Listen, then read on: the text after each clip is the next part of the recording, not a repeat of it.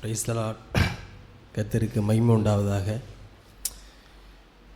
மெய்யான சபையிலே தேவன் என்னை வைத்து உண்மையுள்ள சத்தியத்தை கேட்கும்படியாகவும் அதிலே வளரும்படியாகவும் அவர் பாராட்டின இரக்கங்களுக்காக நன்றி செலுத்துகிறேன். காலை வேளையில் நாம் துதி வேளையில் கேட்ட வார்த்தைகளுக்காய் நன்றியுடையவனாக இருக்கிறேன். அதை நாம் மீண்டுமாய் அந்த வசனத்தை வாசிப்போம். உலகத்தை ஆக்கினைக்குள்ளாக தீர்க்கும்படி தேவன் தம்முடைய குமாரனை உலகத்தில் அனுப்பாமல் அவராலே உலகம் இரட்சிக்கப்படுவதற்காகவே அவரை அனுப்பினார். இந்த வார்த்தையை நாம் மனதிலே வைத்து கொள்வோம். நாம் பேசுகின்ற கருப்பொருள் இதை சார்ந்தே தான் இருக்கும். உலகத்தை அவர் ஆக்கினைக்குள்ளாக தீர்க்கும்படி அவருடைய குமாரனை இந்த உலகத்திற்கு அனுப்பாமல், இந்த உலகத்தில் உள்ள ஏதோ 5 பேர் 10 பேர் மாத்திரம் இல்லை, இந்த சபையில் இருக்கிற ஒரு குறிப்பிட்ட சகோதர சகோதரிகளை மாத்திரமல்ல, நம்முடைய எல்லாரையுமே இரட்சிக்கும்படியாக அவர் தம்முடைய குமாரனை அனுப்புகிறார் அப்படின்னு நம்ம பார்க்குறோம். அவர் தம்முடைய குமாரனை அவர் அனுப்புகிறார். குமாரன் அவர் எவ்வாறு நமக்கு உதவி செய்கிறார் என்று அதை நாம் சற்று ஆழமாக தியானிப்போம். இந்த உலகத்தில் உலக மனிதர்களால் செய்யக்கூடாத காரியம், செய்ய முடியாத காரியம் அப்படின்னு ஒன்றுமே இல்லை. உலக மனிதர்கள், விஞ்ஞானிகள் நினைத்தால் அவர்கள் எல்லாவற்றையும் சாதித்து விட முடியும். எல்லாம் கூடும். அதைத்தான் வேதமும் சொல்லுகிறது. எடுத்துக்கொள்ளுவோம்.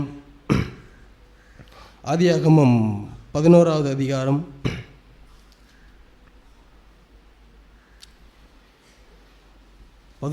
அதிகாரம் 6வது வசனம், அதோடைய பின்பகுதி நாம் படிக்கிறோம் பாருங்க.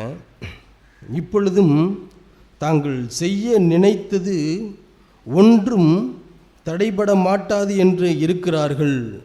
அவங்க ஒரு பட்டணத்தை கட்ட ஆரம்பிக்கிறாங்க. நோவாவினுடைய பிள்ளைகள் எல்லாம் சேர்ந்து அவங்க சொல்கிறாங்க பாருங்க, அப்பொழுது கர்த்தர், இதோ ஜனங்கள் ஒரே கூட்டமாய் இருக்கிறார்கள், அவர்கள் அனைவருக்கும் ஒரே பாஷையும் இருக்கிறது, அவர்கள் இதை செய்ய தொடங்கினார்கள், இப்பொழுதும் தாங்கள் செய்ய நினைத்தது ஒன்றும் தடைபட மாட்டாது என்று இருக்கிறார்கள் அப்படின்னு நம்ம பார்க்குறோம். எல்லாமே முடியும் இந்த உலகத்தில். இப்போது இந்த உலகத்துக்கு, விண்வெளிக்கு, ஸ்பேஸுக்கு ஆளை அனுப்புகிறாங்க. விஞ்ஞான ரீதியாக விமானத்தை அனுப்புகிறாங்க. ஆட்களை இல்லாத விமானத்தை அனுப்புகிறாங்க. இப்போ ரீசெண்டாக பார்த்தீங்க அப்படின்னா ஏஐ கார், அதுக்கு மனுஷன் தேவையே இல்லை. டிரைவிங் பண்ணுறதுக்கு மனுஷன் தேவையே இல்லை. அது பாட்டுக்கும் ஆட்டோமேட்டிக்காக அது டிரைவ் பண்ணி அது போகிற இடத்துக்கு போகும். அவர்களால் செய்யக்கூடாத காரியம் ஒன்றுமே இல்லை அப்படின்னு நம்ம பார்க்குறோம். மனுஷனால் நினச்சா எல்லாமே கூடும், எல்லாமே கூடும் அப்படின்னு நம்ம பார்க்குறோம் வேதத்தில். சங்கீதம் 51 5வது வசனம்,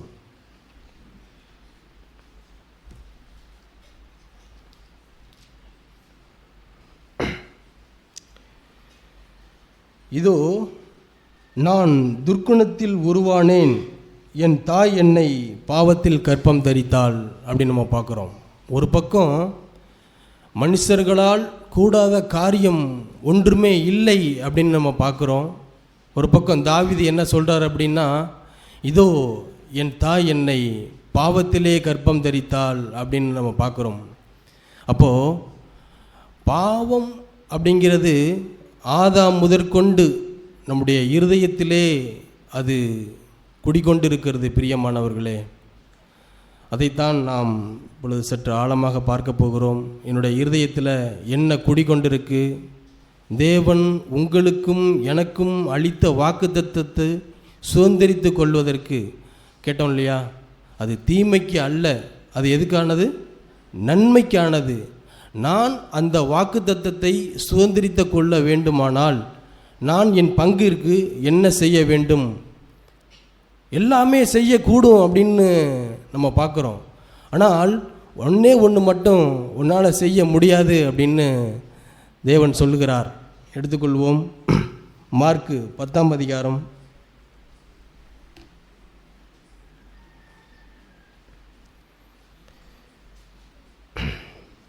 24வது வசனம். சீஷர்கள் அவருடைய வார்த்தைகளை குறித்து ஆச்சரியப்பட்டார்கள்.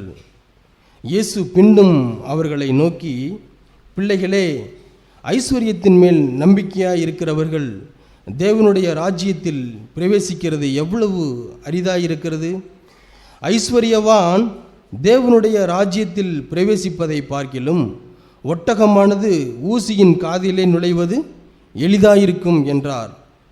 மறுபடியும் சீஷர்கள் என்ன பண்ணுறாங்க அப்படின்னா ஆச்சரியப்படுகிறார்கள்.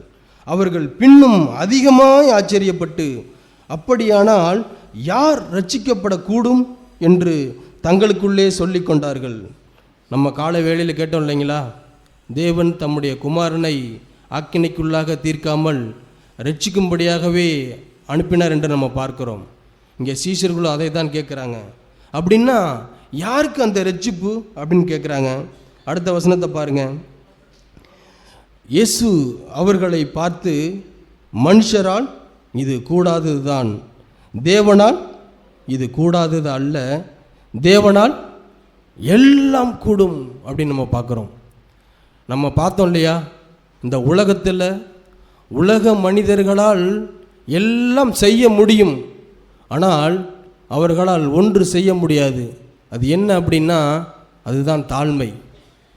நான் யாரையும் மீன் பண்ணி பேச வரல, யாரையோ ஒருத்தரை குறிப்பிட்டு பேசுகிறேன் அப்படின்னு நீங்கள் நினச்சிடாதீங்க. தேவன் எனக்குள்ளே பேசி இதை பகிர்ந்து கொள்ளும்படியும் நீங்களும் நானும் ரட்சிக்கப்படும்படியாகவும் தான் நான் இந்த வார்த்தையை உங்களிடத்திலே பகிர்ந்து கொள்ளுகிறேன். மனுஷரால் எல்லாம் கூடும் அப்படின்னு நம்ம பார்க்குறோம், ஆனால் ஒன்றே ஒன்று மட்டும் கூட அவங்களால செய்ய முடியலை. அது என்னது? அந்த தேவனுடைய ராஜ்யத்தில் நான் நுழைய வேண்டுமானால் நான் என்னை நானே எப்படி தாழ்த்துவது? அதை பாருங்க.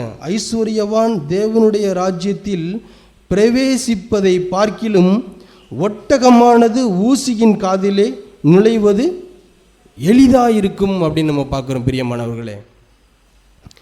அப்போது ஒரு ஐஸ்வர்யவான் அப்படிங்கிறத நம் பரத்துக்கு உண்டான கண்ணோட்டத்தில் பார்க்கணும்.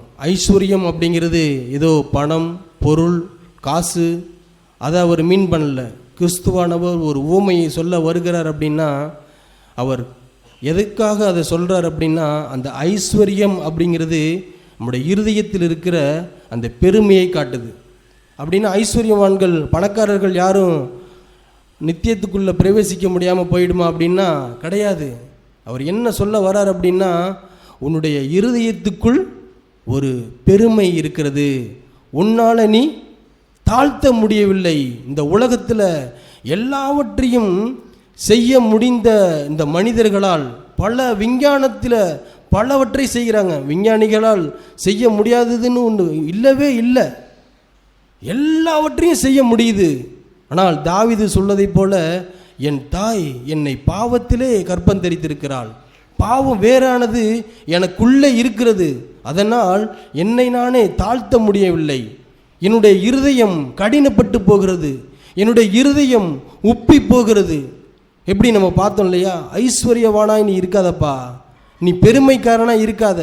பெருமைக்காரனாக இருந்த அப்படின்னா அது அந்த அந்த அந்த இதை பாருங்கள். ஐஸ்வர்யவான் தேவனுடைய ராஜ்யத்தில் பிரவேசிப்பதை பார்க்கிலும் ஒட்டகமானது ஊசியின் காதிலே நுழைவது எளிதாக இருக்கும் அப்படிங்கிறாரு.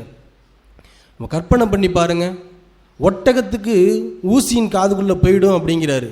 ஒட்டகம், நான் சொல்லலை இந்த வார்த்தை, கிறிஸ்துவானவர் சொல்லுகிறார். ஒரு ஒட்டகம் அந்த ஊசியின் காதுக்குள்ளே போயிடுமா, ஆனால் உனக்குள் இருக்கிற அந்த ஐஸ்வர்யம் என்கிற அந்த பெருமை, இது ஐஸ்வர்யம் அப்படிங்கிறது நம்ம வசதியோ, நமக்கு இருக்கிற அந்த பெரிய வீடு, இல்லை நம்மக்கிட்ட இருக்கிற அந்த பணம், இதை நம்ம பார்க்கக்கூடாது.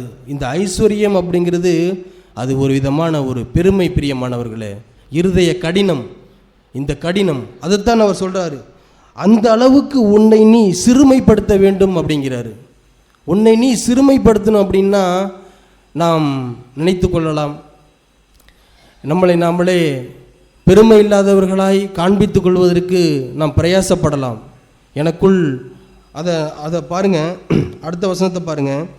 இயேசு அவர்களை பார்த்து, மனுஷரால் இது கூடாதது தான், ஆனால் தேவனால் கூடாதது அல்ல அப்படிங்கிறாரு. தேவனால் எல்லாம் கூடும். பிதாவானவரால் செய்ய முடிந்ததை கிறிஸ்துவானவர் அனுப்பி இந்த உலகத்தில் இருக்கிற மனுஷர்களால் தாழ்மையாக இருக்க முடியலப்பா. அவங்க ஒரு பெருமைக்காரர்களாக இருக்கிறாங்க, மன மேட்டிமை உடையவர்களாக இருக்காங்க, தங்களை தாங்களே அவர்கள் தாழ்த்த முடியாதவர்களாக இருக்காங்க. நீ போய் நம்ம காலை வேளையில் கேட்டது போல நீ போய் அவங்களுக்கு எப்படி தாழ்த்துறது அப்படிங்கிறத கற்றுக்கொடு. அவர்களை தாழ்மை அப்படின்னா என்ன அப்படிங்கிறதை நீ கற்றுக்கொடு. அப்படிங்கிறதுக்காக மனுஷரால் கூடாததை இயேசு கிறிஸ்துவை குமாரன் அனுப்பி தாழ்மை அப்படின்னா என்ன என்பதை கற்றுக் கொடுப்பதற்காக அவரை அனுப்புகிறார்.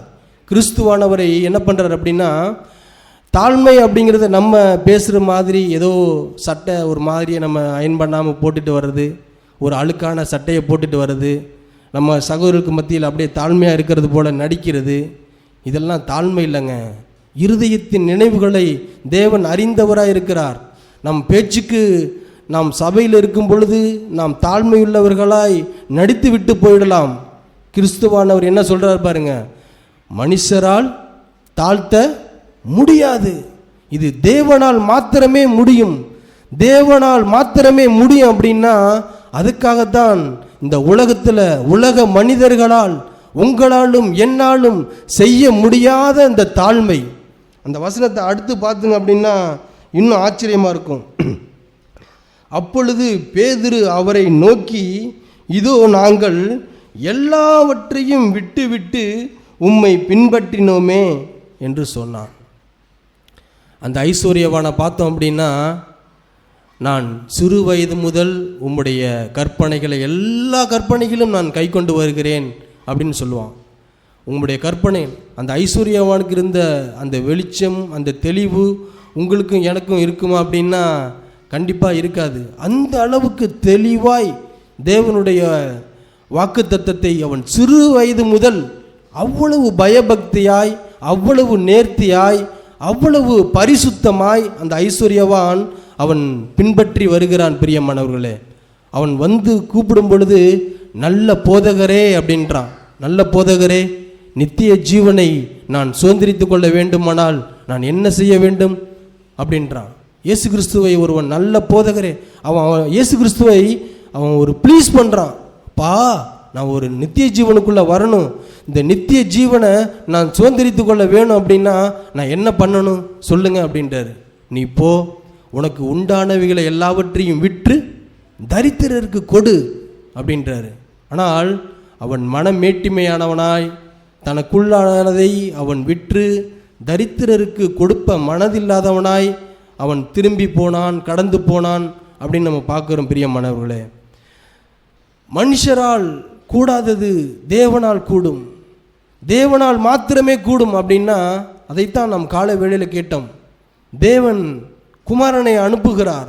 என்னுடைய பிள்ளைகள், நம்ம கேட்டோம்ல பாடல் வேளையில், அந்த தடுமாறும் படகை போல நாம் தடுமாறி கொண்டிருக்கிறோம். உண்மையான தாழ்மை அப்படின்னா என்ன? கிறிஸ்துவானவர் இந்த உலகத்துக்கு வந்து தாழ்மை என்ன அப்படிங்கிறத நம்மளுக்கு கற்றுக் கொடுக்கிறார். அதை எல்லா காரியத்திலிருந்தும் நாம் கற்றுக்கொள்ள முடியும்.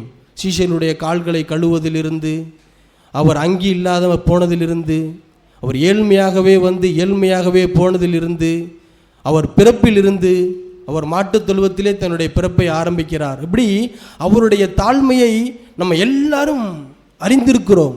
ஆனால் இன்று தாவீது சொல்வதை போல உங்களுக்குள்ளும் எனக்குள்ளும் அந்த பெருமை என்கிற வேர், பாவ சுவாபத்திலே நம்ம வந்ததுனால அந்த பெருமை என்கிற வேர் நமக்குள்ளே இருக்கு. பிரியமானவர்களே, நம்மளால் தாழ்த்த முடியாது. நீங்களும் நானும் நினைக்கலாம், போன மாதம் வரைக்கும் இந்த சபையும் மூத்த சகோதரரும் எனக்கு பிரியமுள்ளவர்களாக இருந்தார். ஆனால் இன்னைக்கு அவர் எனக்கு வெறுப்பாய் தெரிகிறாரே, இன்னைக்கு இந்த சபை எனக்கு வெறுப்பாக தெரியுது. ஏன்? என்ன காரணம்? எனக்குள்ள ஒரு பெருமை, எனக்குள்ள ஒரு மனமேட்டிமை அது ஒளிந்து கொண்டிருக்கிறது. அந்த மனமேட்டிமையை நீங்களும் நாங்களும் கண்டுபிடிக்கணும் பிரியமானவர்களே. பிதாவானவர் அதைத்தான் அனுப்புகிறார், தம்முடைய குமாரனை அனுப்புகிறார். அனுப்பி நீ போய் அவர்களுக்கு தாழ்மைனா என்ன அப்படிங்கிறத கற்றுக் கொடுப்பா. அவங்க எல்லாரும் மாம்சத்தில் இருக்காங்க, அவங்களால தாழ்மையாக இருக்க முடியாது, மெய்யான மனத்தாழ்மை அவங்களிடத்துல இருக்காது. அதைத்தான் நம்ம பார்க்குறோம். கர்த்தர் பெருமை உள்ளவருக்கு அவர் எதிர்த்து நிற்கிறார், தாழ்மை உள்ளவர்களுக்கோ அவர் கிருபை அளிக்கிறார் என்று நம்ம பார்க்குறோம். கர்த்தருக்கு முன்பாக தாழ்மைப்படுங்கள், அவர் உங்களை உயர்த்துவார் அப்படின்னு நம்ம பார்க்குறோம். இன்றைக்கி நம்முடைய வாழ்க்கையில் உயர்வு இல்லாமல் இருக்கிறதுக்கு என்ன காரணம்? உண்மையிலே உங்களிடத்திலும் என்னிடத்திலும் தாழ்மை இல்லை பிரியமானவர்களே. இதை நீங்கள் ஒத்துக்கொள்வீங்களான்னு தெரில. வேதம் தான் சொல்லுது, இந்த தாழ்மை மனுஷரால் கூடாதுப்பா, அது தேவனால் மாத்திரம்தான் கூடும். அதனால்தான் பிதாவானவர் குமாரனை அனுப்புகிறார், தாழ்மை என்ன அப்படிங்கன்னு கற்றுத்தருகிறார். நம்ம பார்ப்போம். ரோமர் 8ஆம் அதிகாரம்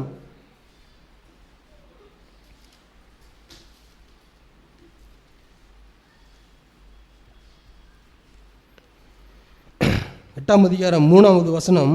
அது எப்படி எனில், மாம்சத்திலே பலவீனமாயிருந்த நியாயப்பிரமாணம் செய்யக்கூடாததை தேவனே செய்யும்படிக்கு தம்முடைய குமாரனை பாவ மாம்சத்தின் சாயலாகவும் பாவத்தை போக்கும் பலியாகவும் அனுப்பி மாம்சத்திலே பாவத்தை ஆக்கினைக்குள்ளாக தீர்த்தார் அப்படின்னு நம்ம பார்க்குறோம் பிரியமானவர்களே. தம்முடைய குமாரனை அவர் பாவ மாம்சத்தின் சாயலாக இந்த பூமிக்கு அனுப்புகிறார். நீங்களும் நானும் பாவிகளாக இருந்தோம், அவருக்கு சத்துருக்களாக இருந்தோம். அவர் நம்மை தேடி வந்தார். காலவேளையில் அதைத்தான் நம்ம கேட்டோம். அவர் நம்மை தேடி வந்து நம்மை இரட்சித்தார். அவருடைய குமாரனை அனுப்பி மாம்சத்திலே பலவீனமாக இருந்த நாம் எல்லாரும் செய்யக்கூடாத, செய்ய முடியாத அந்த தாழ்மையை செய்து காட்டுவதற்காக நான் என்னுடைய குமாரனை அனுப்புகிறேன். இது மனுஷரால் கூடாது, தேவனால் மாத்திரமே கூடும் என்று சொல்லி அவர் தம்முடைய குமாரனை அனுப்புகிறார். பாவ மாம்சத்தின் பலியாக அவரை அனுப்பி அவர் செய்ய கற்றுத்தருகிறார். இயேசு பிதாவானவர் குமாரனை அனுப்புகிறார். குமாரன் தாழ்மையாக இருந்து அவர் நமக்கு தாழ்மை என்றால் என்ன என்பதை அவர் நமக்கு கற்றுத்தருகிறார். இந்த தாழ்மை நமக்கு வேண்டும் அப்படின்னா நீங்களும் நானும் அதற்கு என்ன செய்ய வேண்டும் அப்படின்னா, நாம் நம்மை நாமே நம் கைகளை உயர்த்த வேண்டும் பிரியமானவர்களே. அப்பா, இது எங்களால் கூடாது. அதைத்தான் அவருடைய சீஷர்கள் சொன்னாங்க, இந்த வார்த்தைகள் எல்லாம் எங்களால் கூடாதுப்பா, எங்களால் முடியாது, தாழ்த்த எங்களால் முடியாது, எங்களால் முடியவே முடியாது அப்படின்ட்டு நம்மை நாமே உண்மை உள்ளவர்களாய் எப்பொழுதெல்லாம் நம் கையை அவருக்கு நேராய், இந்த வார்த்தை எங்களால் முடியல ஆண்டவரே, எங்களால் தாழ்த்த முடியலை, உம்முடைய பரிசுத்த ஆவியானவரை, அதைத்தான் நாம் பார்க்குறோம். பிதாவானவர் குமாரனை அனுப்புகிறார். குமாரன் எப்படி தாழ்த்துவது என்பதை சொல்லித் தருகிறார். குமாரன் அவர் போய் நான் உங்களுக்கு தேற்றரவாளனை தருகிறேன் அப்படிங்கிறார். ஹல்லேலூயா. அந்த தேற்றரவாளன் உங்களுக்கு எப்படி தாழ்மைக்குள் நடத்துவார், அந்த தாழ்மை உங்களுக்குள் எப்படி வரும் என்பதை அவர் உங்களுக்கு சொல்லித் தருவார். நீங்கள் தாழ்மைப்படுவது உங்களால் முடியாது, உங்களால் முடியவே முடியாது. கணவன் மனைவிக்கு கீழ்ப்படிவது, மனைவி கணவனுக்கு தாழ்த்துவது, பிள்ளைகள் தகப்பனுக்கு தாழ்த்துவது, வாலிபர்கள் பெற்றோர்களுக்கு தாழ்த்துவது உங்களால் முடியாது.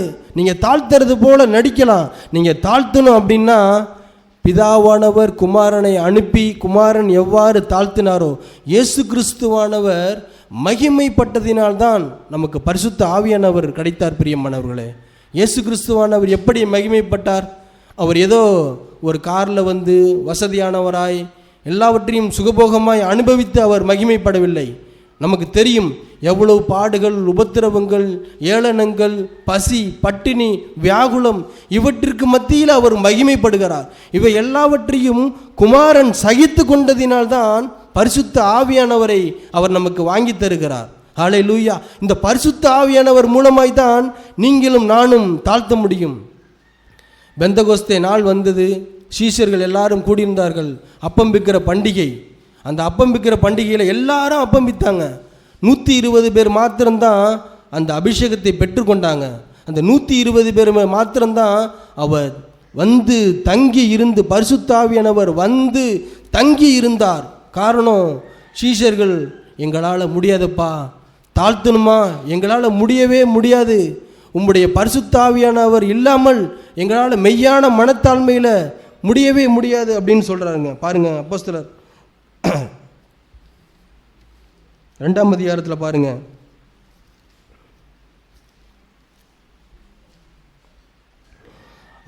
2ஆம் அதிகாரம் 3வது வசனத்தை பாருங்க. அல்லாமலும் அக்கினிமயமான நாவுகள் போல பிரிந்திருக்கும் நாவுகள் அவர்கள் மேல் காணப்பட்டு அவர்கள் ஒவ்வொருவர் மேலும் வந்து அமர்ந்து அவர்கள் எல்லாரும் பரிசுத்த ஆவியினாலே நிரப்பப்பட்டார்கள் அப்படின்னு நம்ம பார்க்குறோம். பிரியமானவர்களே, இந்த கால வேளையில் நம்ம எல்லாரும் அப்பம் பிக்க போகிறோம்.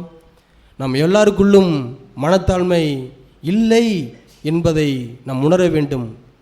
எப்படி அந்த ஐஸ்வர்யவான் தான் சிறு வயது முதல் உம்முடைய கற்பனைகளை எல்லாவற்றையும் நான் கை கொண்டு வருகிறேன், எல்லா கற்பனைகளையும் நான் கை கொள்கிறேன், ஆனால் அவனிடத்தில் அந்த தாழ்மை இல்லை.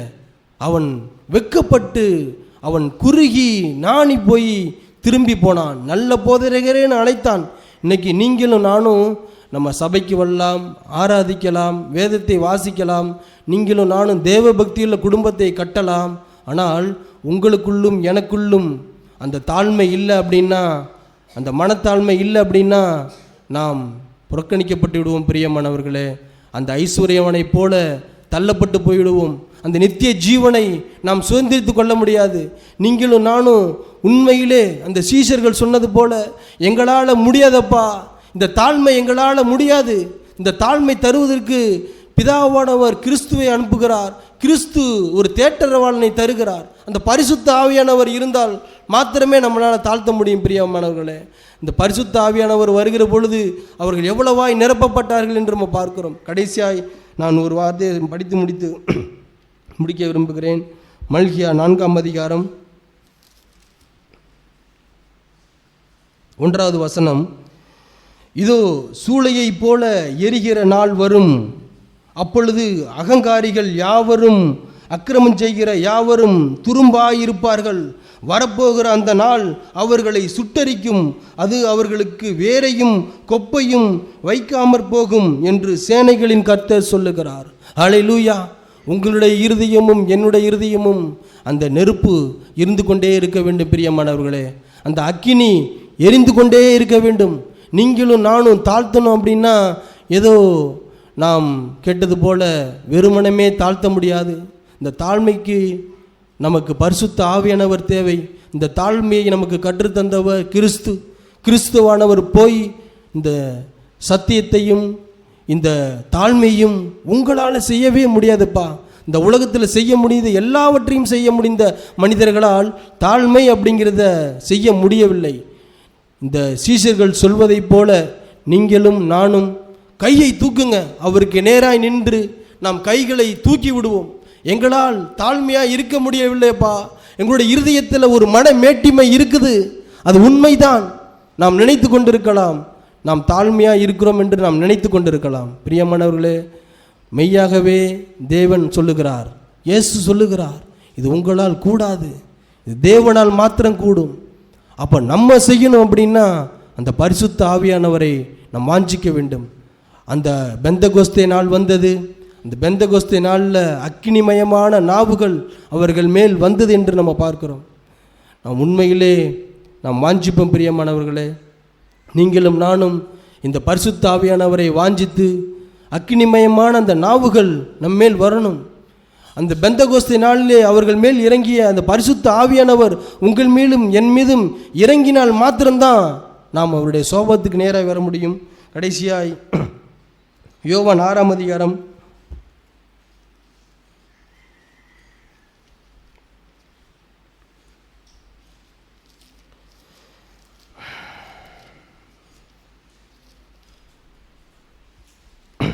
55வது வசனம்.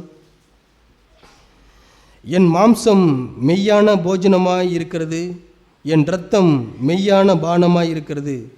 என் மாம்சத்தை புசித்து என் இரத்தத்தை பானம் பண்ணுகிறவன் என்னிலே நிலைத்திருக்கிறான், நானும் அவனிலே நிலைத்திருக்கிறேன் அப்படின்னு சொல்லுகிறார். பிரியமானவர்களே, கிறிஸ்துவானவர் உங்களிலும் என்னிலும் நிலைத்திருக்க வேண்டுமானால் நாம் சொல்லிக்கொள்ளலாம், என் சிறு வயது முதல் நான் பரிசுத்தமாய் வாழ்ந்து கொண்டிருக்கிறேன், கற்பனைகளை கை கொள்ளுகிறேன், எல்லாவற்றையும் என் தேவனுக்கு நேர்த்தியாய் செலுத்துகிறேன் அப்படி என்று நாம் சொல்லிக்கொள்ளலாம்.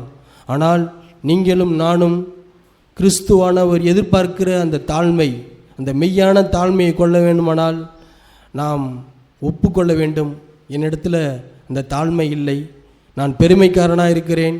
போன மாதம் வரைக்கும் சபை எனக்கு ரொம்ப பிடிச்ச மாதிரி இருந்தது, சகோதரர்கள் எனக்கு ரொம்ப பிடிச்ச மாதிரி இருந்தாங்க. ஆனால் நாட்கள் செல்ல செல்ல காரியங்கள் மாறாய் போக போக என்னுடைய இருதயத்துக்குள் பெருமை வர வர வர எல்லாரையும் நான் வெறுக்க தொடங்குகிறேன், சபையை வெறுக்க ஆரம்பிக்கிறேன், சகோதர சிநேகத்தை வெறுக்க ஆரம்பிக்கிறேன். இதுக்கு எல்லாவற்றுக்கும் என்ன காரணம்? நமக்குள்ள இந்த மெய்யான மனத்தாழ்மை இல்லை. பிரியமானவர்களே, நீங்களும் நானும் கேட்போம், இந்த பரிசுத்த ஆவியானவர் மாத்திரம்தான் நமக்கு துணை செய்ய முடியும், உதவி செய்ய முடியும். கண்டிப்பாக நீங்களும் நானும் வாஞ்சிப்போம். தேற்றவாளன் நமக்காக அவர் பெற்றுத்தருகிறவராக இருக்கிறார். அதைத்தான் நாம் கேட்டோம். இந்த உலகத்தை அவர் ஆக்கினைக்குள்ளாக தீர்க்க வராமல் உங்களையும் என்னையும் அவர் ரட்சிக்க வந்திருக்கிறார். அந்த மெய்யான மனத்தாழ்மையை நாம் சுதந்திரித்துக் கொள்வோம், தேவ ஆசீர்வாதத்தை பெற்றுக்கொள்வோம். ஆமேன்.